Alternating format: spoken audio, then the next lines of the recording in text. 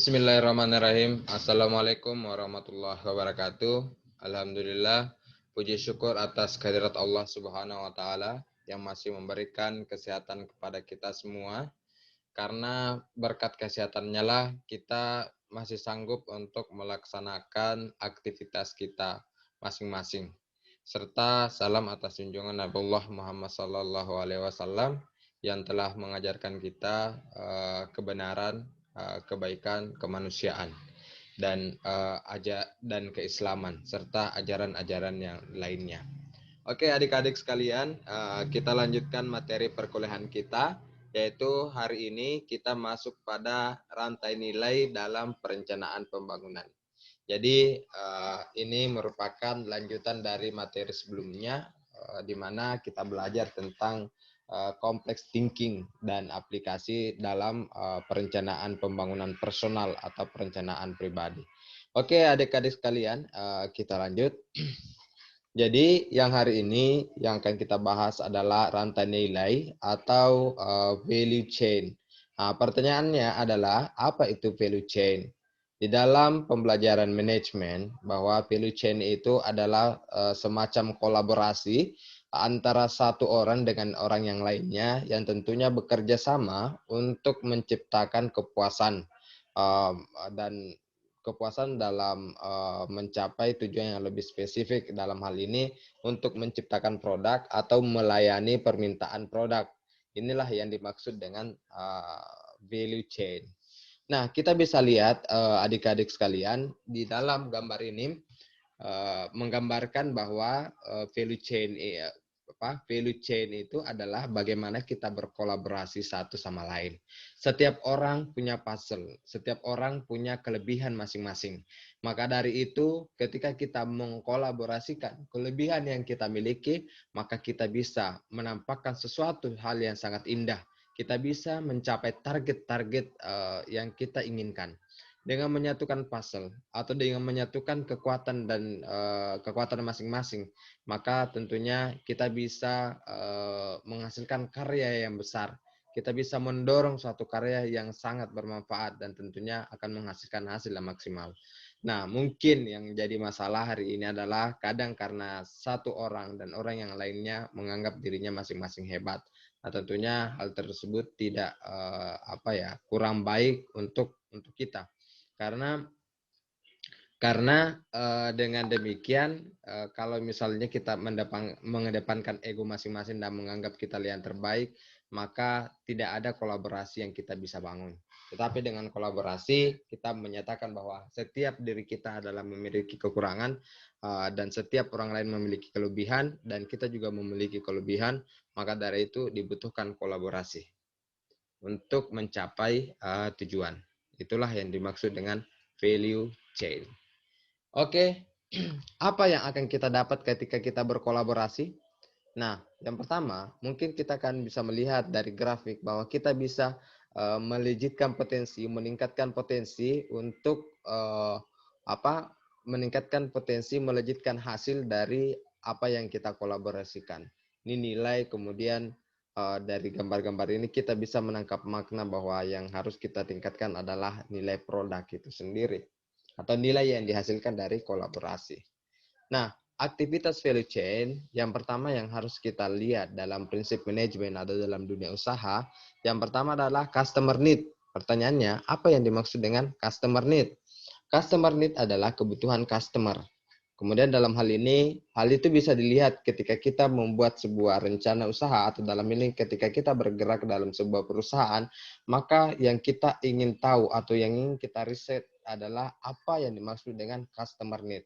Customer need ini adalah sebuah riset untuk mengetahui apa yang diinginkan oleh konsumen, dalam produk kita. Misalnya kita menawarkan sebuah produk, tentunya tawaran produk itu harus dilihat dari riset kita. Riset kita adalah apa yang diharapkan oleh customer.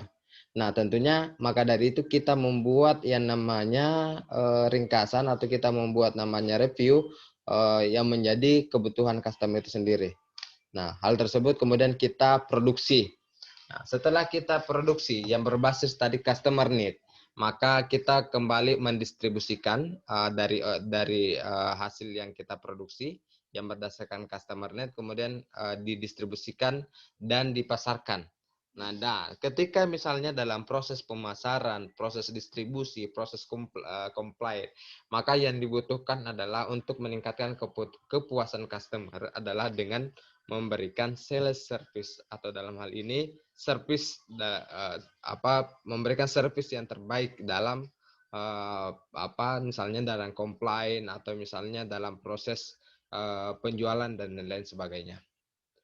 Oke, adik-adik sekalian, kemudian what is the value stream? Jadi yang harus kita lakukan dalam value stream adalah bagaimana kita mendesain sebuah produk.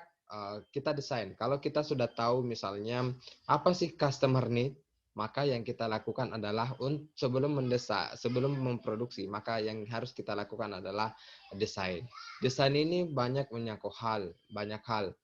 Misalnya kita bisa sudah membuat value chain-nya, atau dalam hal ini rantai nilainya, bahwa kita mendesain bukan hanya desain tentang kemasan, bukan hanya desain tentang berapa volume atau berapa ukurannya, tetapi yang didesain adalah kita membuat desain yang sangat kompleks.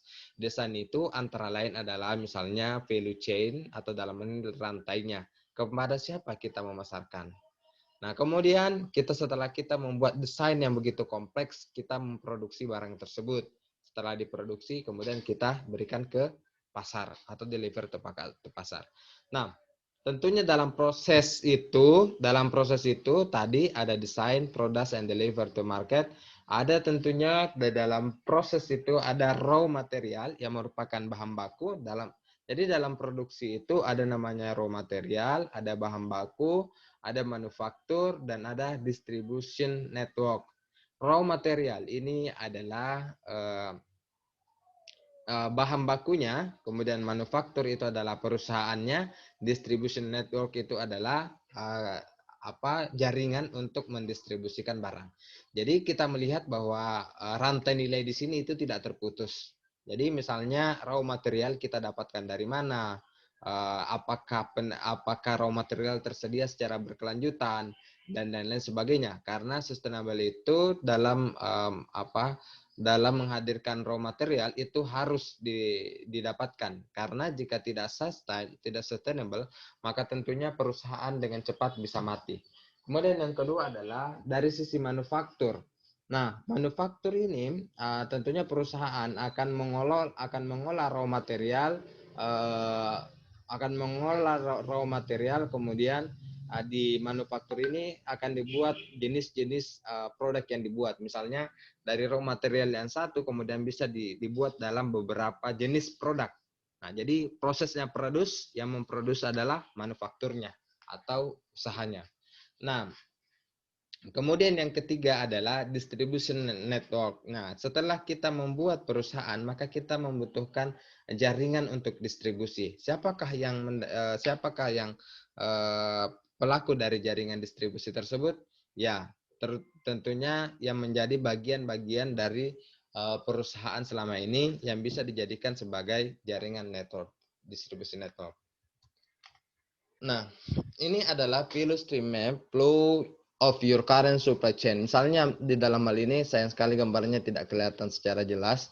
Nah, di sini kita menggambarkan bahwa kita ingin membuat segala sesuatu yang jauh lebih kompleks dalam supply chain ini.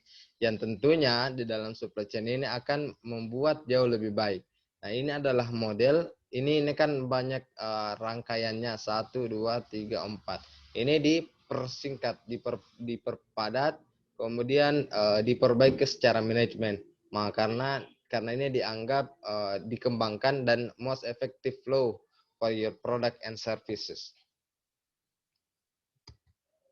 Oke, ini adalah Porter value chain. Jadi di dalam Porter value chain atau dalam hal ini rantai nilai dari Porter ini adalah kita bisa melihat bahwa dari gambar ini saya ulangi, Ini adalah gambar atau ini adalah Porter Porter value chain.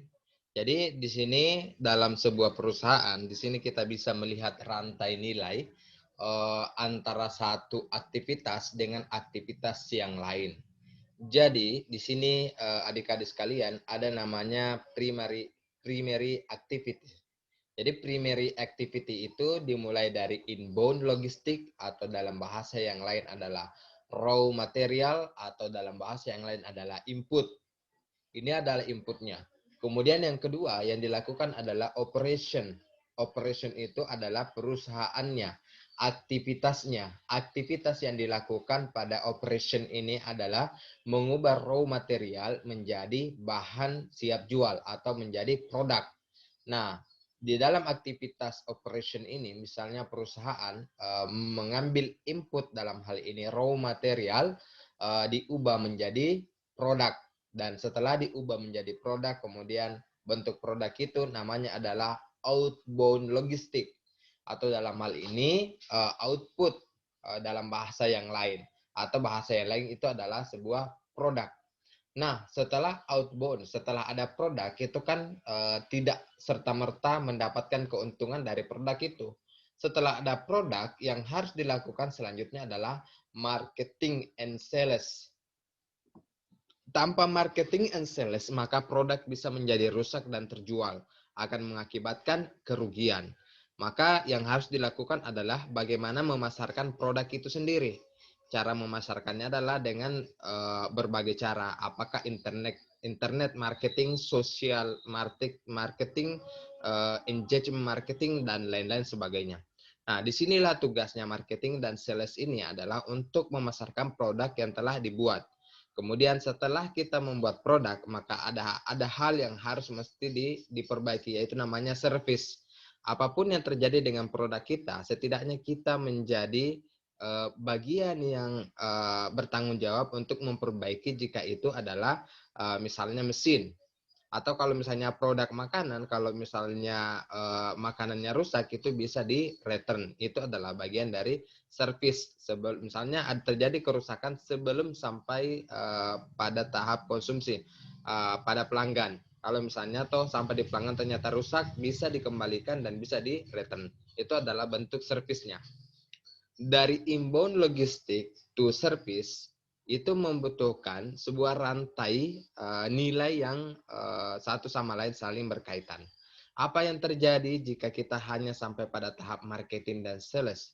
Ketika kita melakukan penjualan dan kita tidak mendapatkan misalnya feedback dari masyarakat, maka tentunya kita tidak bisa memperbaiki, kita tidak bisa mengembangkan produk kita. Maka dibutuhkan adalah dari servis ini adalah bagaimana kita memberikan pelayanan kepada pelanggan agar pelanggan tersebut setia kepada kita.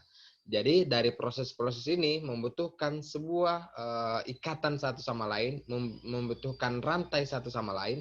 Jika satu di antaranya tidak beroperasi, maka sama sekali tidak bisa beraktivitas secara keseluruhan. Maka boleh dikata rantai nilai ini adalah rantai yang memang harus ada. Begitupun dengan yang saya jelaskan di awal, bahwa kita membutuhkan antara inbound, logistik, operation, dan sebagainya. Nah, inbound logistik tadi saya sampaikan bahwa kita harus mempunyai sumber dari raw material yang sustain. Jika tidak, maka sustainable perusahaan kan kita tidak bisa kita tidak bisa jamin atau kita tidak bisa capai. Dalam proses ini, dalam sebuah perusahaan ada namanya support activity, yaitu firma infrastructure. Jadi dalam hal ini infrastruktur perusahaan. Infrastrukturnya berupa kantor, kemudian berupa komputer, berupa semua yang berkaitan dengan keadaan fisik. Kemudian ada human resource ada misalnya accountingnya, ada orang-orang yang bisa, ada orang-orang yang bisa membuat yang buat laporan keuangan, ada HRD-nya yang bisa memotivasi manusia agar semangat bekerja, kemudian ada apalagi ya, ada manajemennya yang bisa mengelola dengan baik, kemudian ada teknologi, ada prosuremen. Jadi teknologi ini tentunya akan membuat sistem operasi semakin baik. Nah, ada prosuremen dan lain-lain sebagainya. Nah, hal ini tentunya sangat-sangat saling berkaitan satu sama lain. Apa artinya kita mau beroperasi tetapi tidak ada infrastruktur, tidak ada bentuk fisiknya, tidak ada mesin yang bisa digunakan, maka it's mean no. Jadi itu artinya tidak ada atau tidak tidak bisa diandalkan ya. Tidak ada yang bisa dilakukan dalam tidak sempurna aktivitas, bahkan aktivitas itu tidak bisa jalan tanpa satu antara salah satu pihak yang tidak ada di supply chain ini. Nah, maka dari itu memang sangat dibutuhkan kita saling berkolaborasi. Ini diibaratkan puzzle. Jika puzzle tersebut ada satu yang kurang, maka otomatis puzzle tersebut tidak bisa memperlihatkan hal yang sempurna. Oke, kita lanjut. Bagaimana value chain dalam perencanaan pembangunan? Kita sudah membahas tadi value chain-nya Porter, di mana keterkaitan antara satu sama lain. Kita telah membahas definisinya juga bahwa itu adalah kolaborasi antara satu puzzle dengan puzzle yang lainnya. Maka dari itu dibutuhkan untuk dalam perencanaan pembangunan, dibutuhkan anggaran, tindakan, dan hasil output dan outcome base. Jadi misalnya dalam perencanaan itu rantai rencananya adalah bagaimana anggaran itu kemudian dibuat tindakan dalam misalnya buat program, kemudian program itu outputnya apa dan outcome base-nya apa, atau dalam hal ini efeknya yang ditimbulkan dari rencana itu sendiri. Oke, adik-adik sekalian, misalnya di sini kita punya sebuah perencanaan. Ada perencanaan dalam ini kita bicara tentang input, program dan kegiatan, output, outcome. Nah, ada input misalnya 1 miliar. Ada outcome yang mau dibuat yaitu produktivitas lahan sawah sebesar 12 ton. Nah, misalnya selama ini sawah produktivitasnya hanya 6 ton misalnya. Ingin dicapai adalah kita mengeluarkan uang 1 miliar dengan harapan kita bisa kita bisa memproduksi sebesar kita punya input 1 miliar, diharapkan bisa meningkatkan outcome dari 6 ke 12. Apa programnya? Program yang dibuat ada 2, misalnya program irigasi dan jalan tani. Program irigasi ini digunakan untuk misalnya 500 juta untuk menambal sungai, kemudian airnya dialirkan ke persawahan. Kemudian yang kedua adalah untuk membuat jalan tani. Nah, tentunya itu adalah program dan kegiatannya. Nah, outputnya apa? Outputnya adalah jalan tani ada, terciptanya adanya jalan tani. Kemudian yang kedua adalah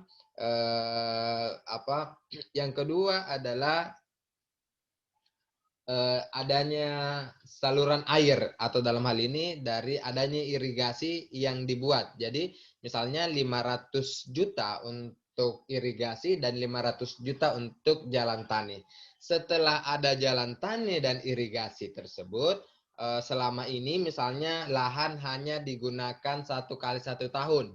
Nah, hal tersebut atau misalnya digunakan 1 kali 1 tahun. Setelah ada jalan tani, kemudian setelah ada drainase tadi atau irigasi, itu membuat produktivitas lahan semakin meningkat karena digunakan 3 kali 1 tahun.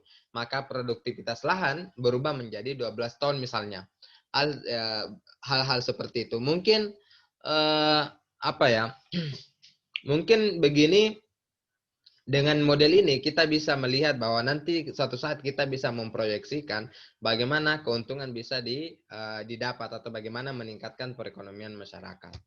Oke, kita lanjut adik-adik sekalian. Setelah kita membuat perencanaan seperti yang saya jelaskan sebelumnya pada pergeseran orientasi, maka kita mengukur keberhasilan. Bagaimana mengukur keberhasilan? Yang pertama adalah menentukan indikator. mengukur keberhasilan itu adalah menentukan indikator. Kemudian dalam hal ini, dalam menentukan indikator, kita tetapkan target. Misalnya bagi adik-adik sekalian, kalian ukur keberhasilannya, kalian adalah menjadi sarjana. Jadi, bagaimana sih yang dimaksud dengan orang berhasil? Bagi orang kampung, orang berhasil salah satunya misalnya adalah dengan menjadi sarjana. Cukup dengan menjadi sarjana. Sarjana adalah indikatornya. Jadi kemudian ditetapkan target. Kapan mau menjadi sarjana? Misalnya mau menjadi sarjana tahun 2021. Ketika menetapkan target sarjana pada tahun 2021, itu berarti adik-adik ketika lulus pada tahun 2021, maka adik-adik berhasil. Karena indikatornya sarjana dan targetnya adalah 2021. Artinya indikator dan target itu tercapai. Artinya adik-adik berhasil. Nah, kalau misalnya gagal ya tentunya berarti melebihi dari target dan misalnya tidak sesuai dengan indikator. Makanya tidak misalnya sampai 2022, 2023 itu tidak sarjana-sarjana. Maka itu tidak sesuai. Maka boleh dikatakan bahwa itu adalah kegagalan gitu.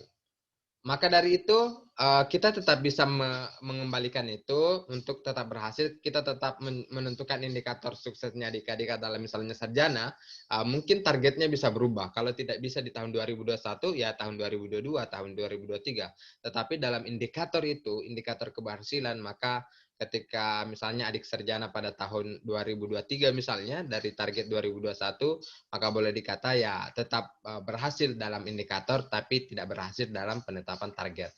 Maka dari pengukuran keberhasilan adik-adik, apa yang saya sampaikan kepada adik-adik untuk menuliskan rencana hidup atau menuliskan perencanaan hidup selama Anda hidup itu adalah untuk mengukur keberhasilan. Nanti ditentukan indikatornya.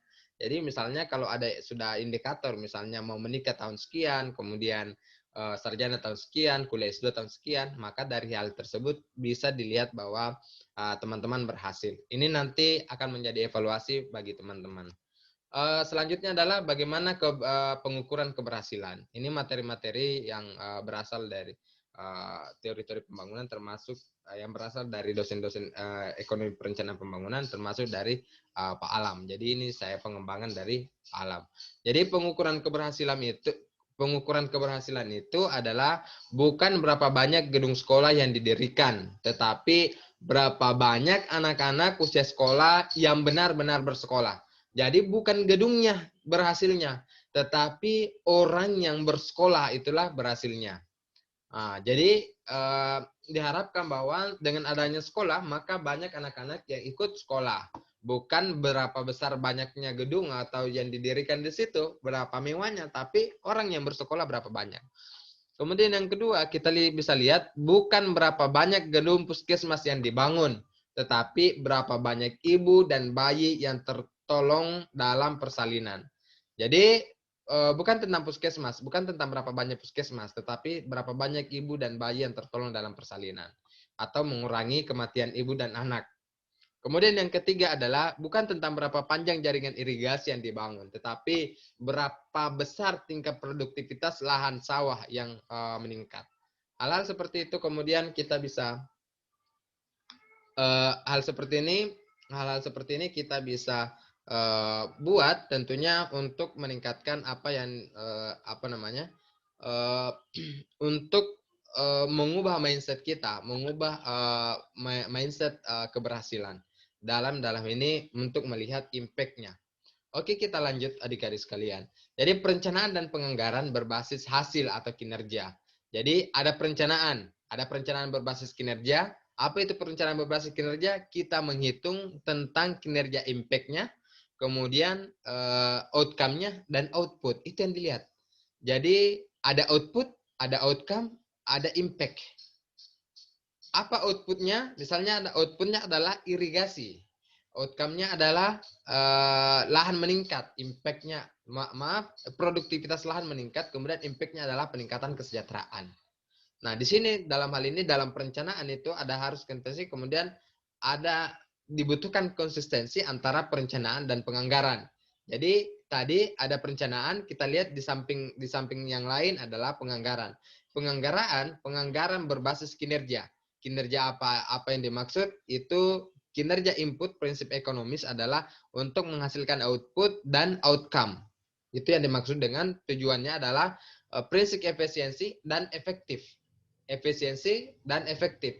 Yang tentunya juga dibutuhkan antara yang direncanakan dan yang dianggarkan. Karena kadang-kadang sangat banyak yang direncanakan tetapi sangat berbeda antara yang direncanakan dengan yang dianggarkan. Maka dari itu, dalam proses perencanaan dan penganggaran dibutuhkan konsistensi, prinsip efektivitas, dan efisiensi. Pada pertemuan-pertemuan sebelumnya, saya telah menyampaikan materi-materi tentang deviasi dan inkonsistensi dari perencanaan-perencanaan. Ada yang sebelumnya saya jelaskan bahwa kadang perencanaan itu sudah dibuat tetapi tiba-tiba berubah karena terjadi berbeda orang yang merencanakan, berbeda orang yang menganggarkan, dan dalam penganggaran itu juga masih diasistensi oleh kelompok atau oleh pihak budgeting. Nah, di sini memang sangat dibutuhkan antara perencanaan dan penganggaran untuk menghasilkan konsistensi, efektivitas, dan efisiensi. Kita lanjut perencanaan dan penganggaran berbasis hasil atau kinerja. Dari anggaran ini, misalnya dalam anggaran kita gunakan prinsip 3E, yaitu efektivitas. Jadi ada anggaran, ada kinerja. Anggaran berbasis kinerja dengan prinsip 3E, konsistensi, efektivitas, dan efisien. Jadi prinsip 3E ini, prinsip 3E ini adalah ekonomis, efektivitas, dan efisiensi. Nah, itu untuk menghasilkan outcome, impact, output, outcome, dan impact. Tentunya hal itu diharapkan agar betul-betul bisa bermanfaat. Outputnya apa, outcome-nya apa, impact-nya apa. Jadi, selanjutnya kita lihat. Yang perlu dikonsistenkan adalah tujuan dan sasaran itu adalah dampaknya atau impact-nya. Kemudian program adalah hasil atau outcome-nya. Kegiatan adalah keluarannya, output-nya. Anggaran itu adalah input-nya. Jadi misalnya adalah program anggarannya itu adalah masukan inputnya adalah 1 miliar tadi, outputnya adalah pembangunan jalan dan irigasi. Kegiatannya adalah pembangunan jalan dan irigasi, yang programnya adalah peningkatan hasil pertanian, dampaknya adalah peningkatan kesejahteraan. Jadi ini sama dengan modelnya turunan dari visi misi. Jadi tujuan adalah peningkatan kesejahteraan petani. Programnya adalah peningkatan lahan, peningkatan produktivitas tani. Kemudian kegiatannya adalah keluarannya adalah irigasi dan jalan tani. Anggarannya adalah misalnya 1 miliar. Nah, rantai hasil dari perencanaan berbasis kinerja di sini adalah misalnya input itu berupa sumber daya keuangan, manusia, material yang digunakan untuk intervensi pembangunan. Ini mirip-mirip dengan apa yang direkam Porter dalam dunia usaha. Kemudian aktivitas adalah tindakan yang dilakukan untuk menghasilkan output dengan menggunakan input. Aktivitas adalah tindakan yang dilakukan untuk menghasilkan output dengan menggunakan input. Terus apa yang kita inginkan? Produk dan jasa yang dihasilkan dari intervensi pembangunan. Apa outcome-nya? Jangka pendek dan menengah dari berfungsinya output perubahan dan kondisi pembangunan. Kemudian impact-nya apa? Y, itu efek jangka menengah dan jangka panjang dari berfungsinya outcome peningkatan kualitas hidup dan kesejahteraan masyarakat. Ini outcome itu adalah hasil, kemudian input dan aktivitas itu adalah sumber daya, dan kesemuanya itu adalah perencanaan, implementasi, dan evaluasi. Nah, kita bisa melihat bagaimana kerangka pendekatan kinerja logis dalam pemantauan dan evaluasi. Alokasi anggaran, ada masukan yang merupakan sumber daya yang tersedia bagi aktivitas proyek, kemudian ada keluaran barang dan jasa yang dihasilkan dari sebuah proyek, siapa yang menerima manfaat, akses pemanfaatan dalam tingkat kepuasan, dan impact-nya adalah dampak pada standar kehidupannya. Jadi alokasi anggaran pembuatan untuk irigasi misalnya, alokasinya 1 miliar, inputannya 1 miliar. Keluarannya adalah adanya irigasi dan jalan tani.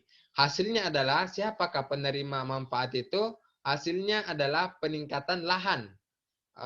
Peningkatan produktivitas lahan dari 6 ton menjadi 12 ton. Siapa yang menerima peningkatan itu, pemanfaatan itu, dan tingkat kepuasannya? Ya, para petani.